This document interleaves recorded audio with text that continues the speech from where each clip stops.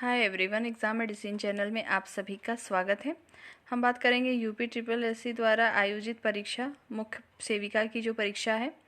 हम यहाँ पे सिर्फ वन लाइनर फैक्ट को डिस्कस करते हैं और आपको बताया गया है कि ये जो नया पैटर्न आने वाला है तो उसी पे बेस्ड होते हैं सारे क्वेश्चन। आपको सिर्फ वन लाइनर फैक्ट्स में देखते जाना है कि क्या क्या चीज़ें आ सकती हैं। रिवीजन के तौर पे आपको क्लासेस प्रोवाइड की जा रही हैं। चलिए वीडियो को स्टार्ट करते हैं। यदि आपको कोई भी टॉपिक समझना होगा तो आप कमेंट सेक्शन में बताएंगे तो आपको वो टॉपिक प्रोवाइड कर दी जाएगी उसके थ्योरी सेक्शन को।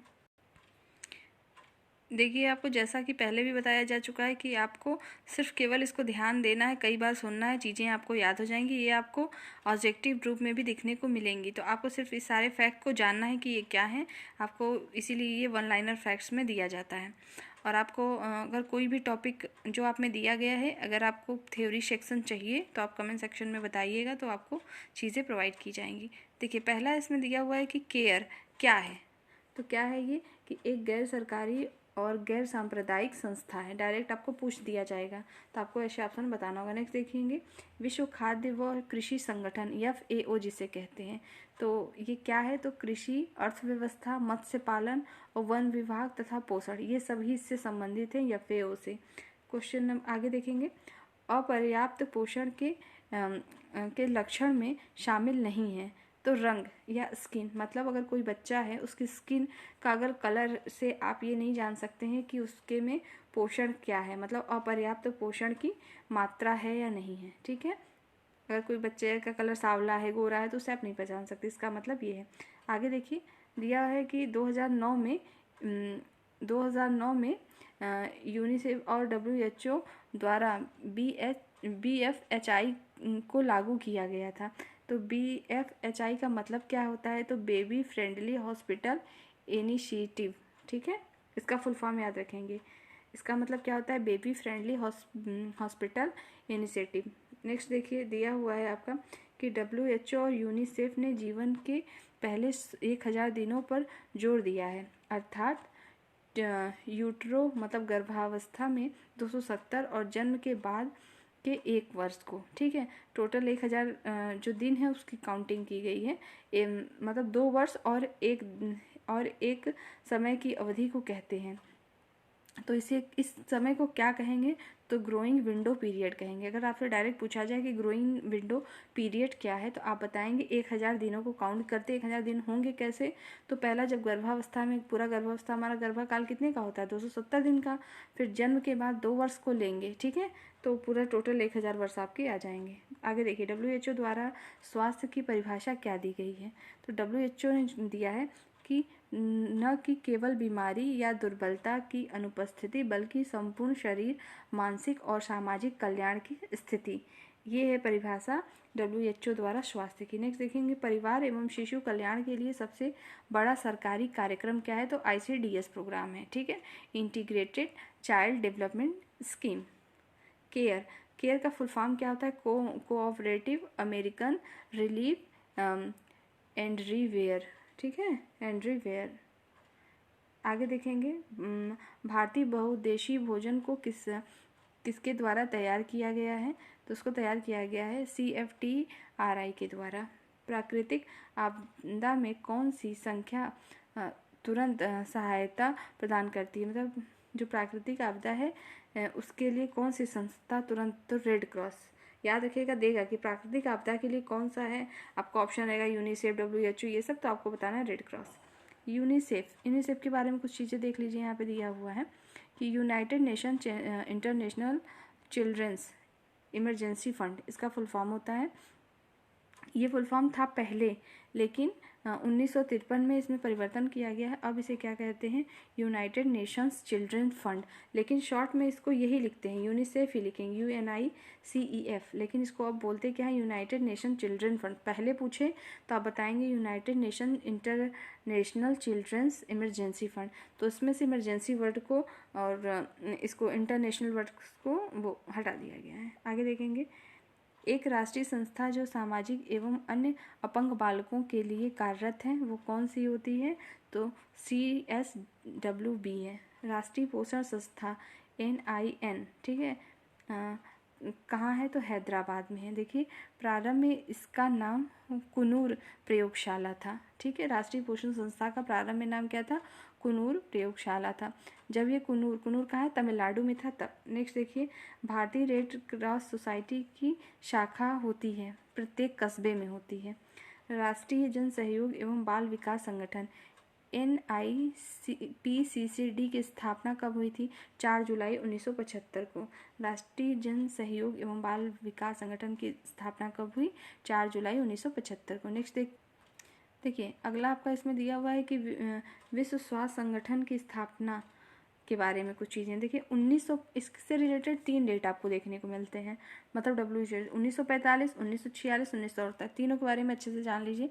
1945 क्या है कि जब UNO को दिया गया था, चीन और ब्राज़ील ने प्रपोज़ल दिया था WHO के लिए 1945 में। फिर 1946 में इसके लिए संविधान नियम कानून 1946 में बनाए गए थे। 1948 में इसे लागू कर दिया गया था। ठीक है, और कार्य किसके लिए कार्य करता है? तो माता और शिशुओं के लिए ये कार्य करता है। विश्व स्वास्थ्य संगठन के बारे में फिर से सुन लीजिए कि 1945 में पहले इसका प्रपोजल दिया था चीन और ब्राज़ील ने। फिर 1946 में इसके लिए संविधान बनाया गया था। इसमें क्या नियम कानून एक्ट्स होंगे उसके लिए। फिर 1948 में इसे लागू या पारित कर दिया गया था। आगे देखिए MPF बहुउद्देशीय भोज्य पदार्थ, इसको कहते हैं मल्टीपर्पज़ फूड, फुल फॉर्म पूछा जा सकता है। नेक्स्ट, भारत में व्यावहारिक पोषण कार्यक्रम ANP से कौन सी अंतर्राष्ट्रीय संस्था संबद्ध है? तो यूनिसेफ। नेक्स्ट, NIPCCD को यूनिसेफ द्वारा बाल विकास के क्षेत्र में सराहनीय कार्य करने हेतु कौन सा अवार्ड मिला है? तो उसको मिला था मैथ्यूरस पैटी मेमोरियल अवार्ड। नेक्स्ट है ICCW का क्या है? इसका कार्यालय दिल्ली में है। ठीक है, इसका कर देंगे, इसका पूरा नाम आप चेक कर लेंगे कि क्या है ICCW का। ठीक है, यहाँ पे लिखा नहीं है, मिस्टेक हो गया। आगे देखिए CSWB का फुल फॉर्म देखिए क्या होता है? इसका फुल फॉर्म होता है central social welfare board. Next देखेंगे, एकीकृत प्री स्कूल परियोजना की शुरुआत कब की गई थी? 1970 में। याद रखेंगे, एकीकृत प्री स्कूल परियोजना की शुरुआत 1970 में की गई थी। नेक्स्ट, बाल विकास निषेध अधिनियम कब लागू किया गया था? 2007 में। इसे 2006 के नाम से जाना जाता है। 7 में लागू हुआ लेकिन इसको 2006 के नाम से जानते हैं। सबसे पहले किशोर न्याय अधिनियम अस्तित्व में कब आया था? तो 1986 में आया था और देश भर में लागू 2000 में हुआ है। सबसे पहले किशोर न्याय अधिनियम अस्तित्व में कब आया? तो 1986 में, लेकिन देश भर में 2000 में लागू हुआ था। नेक्स्ट देखेंगे, घरेलू हिंसा से महिलाओं का संरक्षण अधिनियम कब आया था? तो 26 अक्टूबर 2006 में। घरेलू हिंसा से महिलाओं का संरक्षण 26 अक्टूबर 2006। आगे देखेंगे, बाल अधिकार संरक्षण हेतु राष्ट्रीय आयोग का मुख्यालय कहाँ है? नई दिल्ली में। नेक्स्ट, विच हस्टिंग एक्ट कब पारित हुआ था? विच हंटिंग एक्ट कब पारित हुआ था? 2018 में। सबसे पहले असम में लागू हुआ था। पूरे देश में रामनाथ कोविंद जब उस समय राष्ट्रपति थे तो उन्होंने ही इसे लागू किया था। नेक्स्ट देखेंगे, दहेज प्रथा को प्रतिबंधित करने के लिए कौन सा एक्ट है? डोरी जो एक्ट है वो क्या है? 1961। नेक्स्ट, IPC धारा, ये मोस्ट इंपॉर्टेंट है, ये सारी चीज़ें याद रखेंगे, आपके टोटल सिलेबस पे ही आधारित है। देखिए IPC धारा मतलब भारतीय दंड संहिता जो है, धारा 226A और 226B कब जोड़ी गई थी? 2013 में। देखिए IPC धारा 254D किससे संबंधित है? 254D महिला का पीछा करना, यदि कोई महिला का पीछा करता है तो ये धारा लगाई जाएगी 254D। नेक्स्ट, IPC का जो धारा या सेक्शन कह सकते हैं 254A जो है किससे संबंधित है? यौन उत्पीड़न और यौन उत्पीड़न की सजा से संबंधित है। नेक्स्ट है IPC की धारा 354B किससे संबंधित है? कपड़े उतारने के इरादे से महिला पर हमला या आपराधिक बल का प्रयोग करने के लिए ये सेक्शन लगा।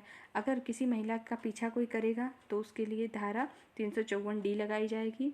और यौन उत्पीड़न की सजा के लिए 354A 354B किस लिए लगाते हैं? तो कपड़े उतारने के इरादे से महिला पर हमला या आपराधिक बल का प्रयोग। देखिए IPC धारा 354C क्या है? तो ताक झाक के लिए, मतलब किसी महिला का ताक झाक कर रहे हैं कि क्या हो रहा है क्या नहीं, तो उससे रिलेटेड अगर मामला है तो 354C लगेगा। भारतीय दंड संहिता की धारा 376 किससे है? बलात्कार की सजा के लिए। मोस्ट इंपॉर्टेंट है, ये सब चीज़ें आपको याद रखनी है। नेक्स्ट देखते हैं, देखिए दिया है कि राष्ट्रीय महिला आयोग अधिनियम 1990 के अनुसार अध्यक्ष का कार्यकाल जो है कितने होता है, तो 3, ये आपका होता है 3 ईयर के लिए होता है। ठीक है, आगे देखेंगे, इसमें आपका दिया हुआ है, चलिए माफ़ करिएगा, वो थोड़ा सा मिस्टेक हो गया था। देखिए आगे, राष्ट्रीय महिला आयोग अधिनियम 1990 के अनुसार अध्यक्ष का कार्यकाल कितना होता है, तो 3 ईयर का होता है। अगला, आईपीसी की धारा 364A किससे संबंधित है, तो फिरौती आदि के लिए अपहरण किया गया हो या मौत की सज़ा का आजीवन कारावास और जुर्माना। याद रखिएगा 364A है, फिरौती आदि के लिए, अगर किसी का अपहरण कर लिया है, फिरौती मांगी जाए, तो उसके लिए होता है आईपीसी की धारा 64, और उसमें सज़ा क्या होगी, तो मौत की सज़ा या आजीवन कारावास या जुर्माना हो सकता है।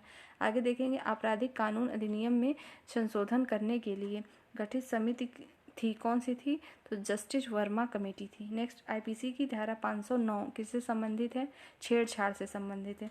महिला तस्करी से संबंधित धारा कौन सी है, तो है 370, 372 और 373, याद रखेंगे।